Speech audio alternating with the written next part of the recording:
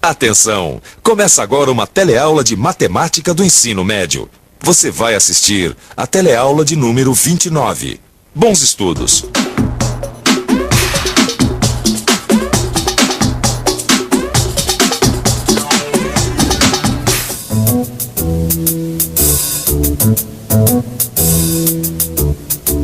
Olá, pessoal! Na teleaula de hoje, você vai ver como os gráficos estão presentes no nosso dia a dia. A propósito, eu vou interpretar o Nestor.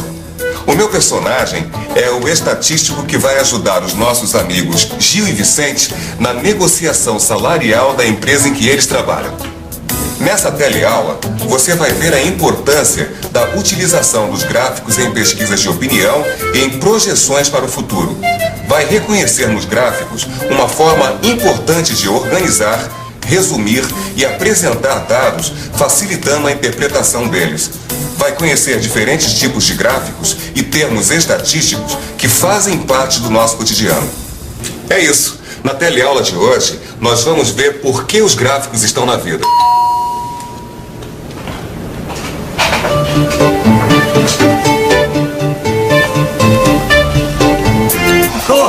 Seleção, como vai? Bem, Tudo E aí, bem? como vai? Tudo bom? Obrigado, Desculpa o atraso, hein? O trânsito nessa cidade, você sabe como tá. Eu entendo. Fica à vontade. Dá licença. Dá licença.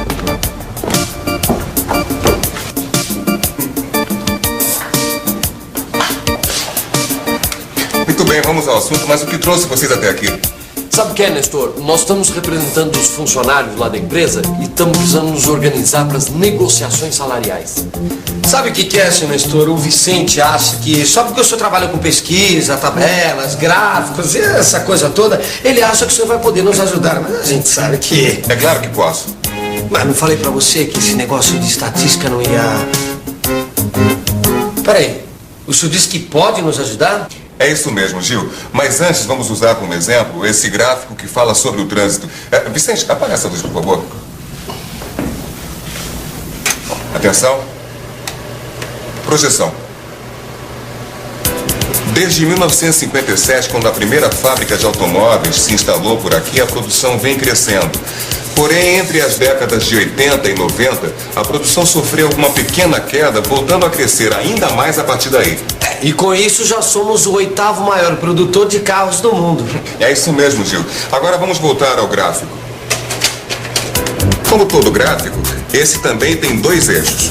No horizontal estão colocados os anos e no vertical a quantidade de automóveis produzidos. Até aí eu entendi, Nestor. Mas o que você não entendeu, Vicente? sabe o que é? O que quer dizer esses asteriscos ali, ó? 95, no 2000. Mas peraí, Vicente, olha aqui, ó. Você não tá vendo aqui, ó? Esses asteriscos aqui indicam que isso é uma estimativa. Ah, é? É. Então você que é o sabe tudo, me diz o que é uma estimativa. Mas peraí, Vicente, você não sabe nem o que é isso? Você não sabe o que é uma estimativa? Não sei. Ah.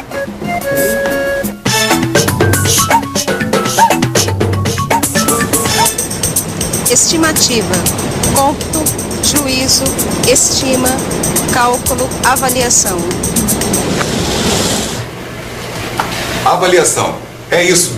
Esta estimativa é um cálculo que leva em conta os dados anteriores e os dados sobre o mercado de compra e venda para estimar a capacidade de crescimento das empresas.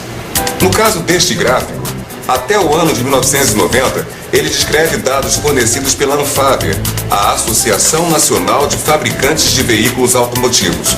Quanto aos anos de 1995 e 2000, como os dados ainda não tinham sido contados, foi feita uma estimativa da produção.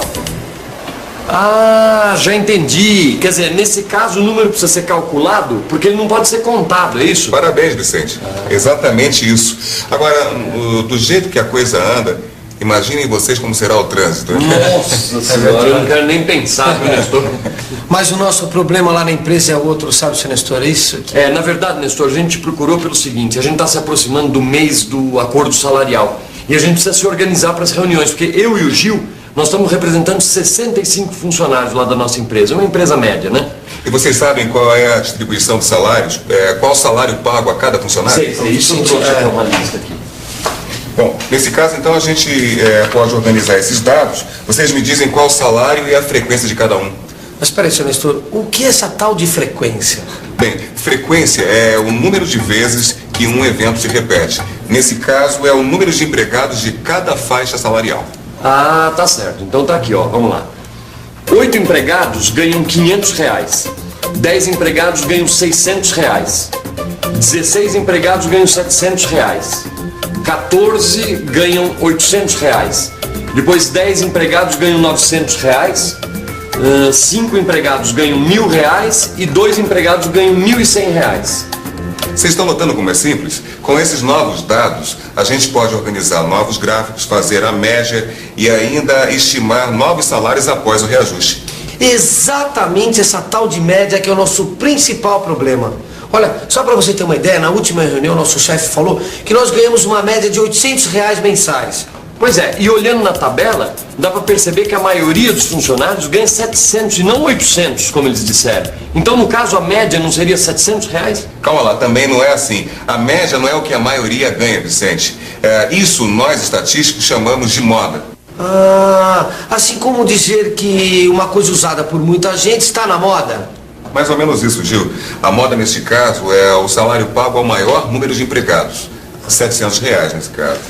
E como é que nós calculamos a média? Bem, esta tabela, os salários estão distribuídos em 7 grupos e foram contados os empregados cujos salários estão em cada um desses grupos, ou seja, a frequência de cada grupo.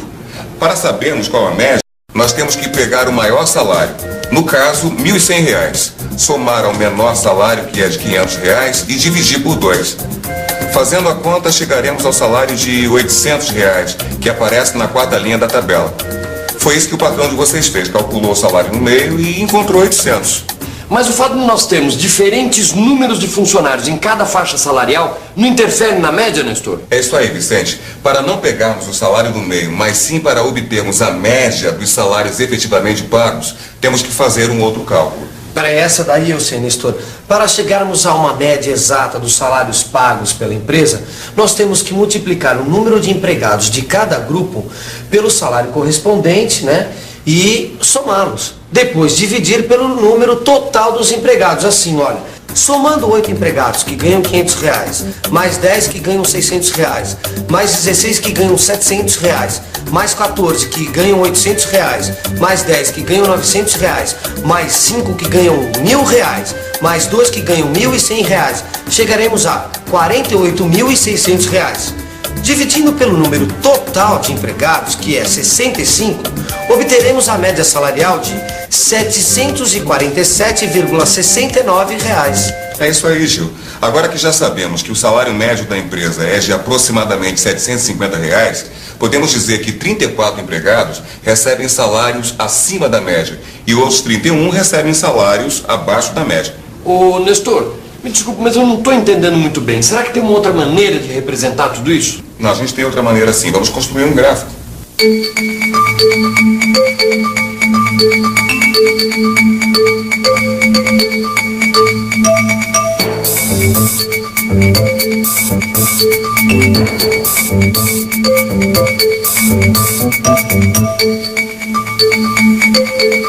Ô, Nestor, mas dá para colocar todos esses dados naqueles gráficos que parecem uma pizza, assim? Tá aí, Nestor, por que você não coloca tudo numa pizza, hein? Olha, dá assim. Neste tipo de gráfico, os 65 empregados correspondem ao total, ou seja, 100%. Esse percentual é representado pela área total do círculo, 360 graus. Gil, você que está com a máquina, me ajuda a calcular. Dividindo 360 graus por 65, teremos o correspondente em graus à fatia que cada funcionário representa no gráfico. Então cada funcionário corresponde ao ângulo de aproximadamente 5,54 graus. Escuta, mas como é que a gente sabe a fatia do gráfico ocupada por cada grupo de funcionários? Que tal pensarmos um pouco? Vamos pensar um pouco. Vamos pensar um pouco neste problema. Esta é fácil. Eu já sei que cada funcionário representa 5,54 graus. Então, se eu multiplicar o número de funcionários de cada grupo pelos 5,54 graus, chegarei ao ângulo correspondente a cada grupo no gráfico. Ah, e com o valor correspondente a cada grupo no gráfico, a gente pode montar uma nova tabela, não é isso? Muito bem, Vicente. Multiplicando 8 por 5,54 graus, chegaremos a 44,32 graus. Arredondando, 44 graus. 10 vezes 5,54 graus dão 55,40 graus. Arredondando, 55 graus. 16 vezes 5,54 graus dão 88,64 graus. Aproximadamente 89 graus. Agora é só usar o compasso e o transferidor para marcar os ângulos no nosso gráfico de setores. As informações desse gráfico são exatamente as mesmas das que vimos anteriormente no gráfico de barras. O que muda é só a forma de apresentação. Observem. Nestor, brigadão. Nós vamos ficar devendo essa pra você. Você não sabe como a sua ajuda foi útil pra gente, viu? Agora eu que estou precisando de ajuda. Eu estou fazendo uma pesquisa e estou precisando da opinião de vocês. Manda lá, Nestor. Quando vocês saem sabendo que vão dirigir depois, costumam pedir bebidas alcoólicas? Ah, não, claro que não. Claro que não. Não. Oi, quando você sai e você sabe que vai dirigir depois, você costuma pedir bebida alcoólica? Não, eu não bebo, muito dificilmente. Não. Não, geralmente não. Quando você sai à noite, sabe que vai dirigir depois, você costuma pedir uma outra bebida alcoólica? Não, porque é muito perigoso. Mas, Nestor, e como é que você faz para saber a opinião de todo mundo? Bem, nesse tipo de pesquisa nós não entrevistamos toda a população. Trabalhamos com uma amostra representativa, ou seja, um subconjunto da população. E como é que esse grupo é escolhido? Bem, tem que ser um grupo que represente todos os tipos de pessoas. Por isso são entrevistados homens, mulheres, crianças, jovens, pessoas diferentes, entende? E de todas as camadas sociais. Nestor, por que você nos escolheu para essa pesquisa?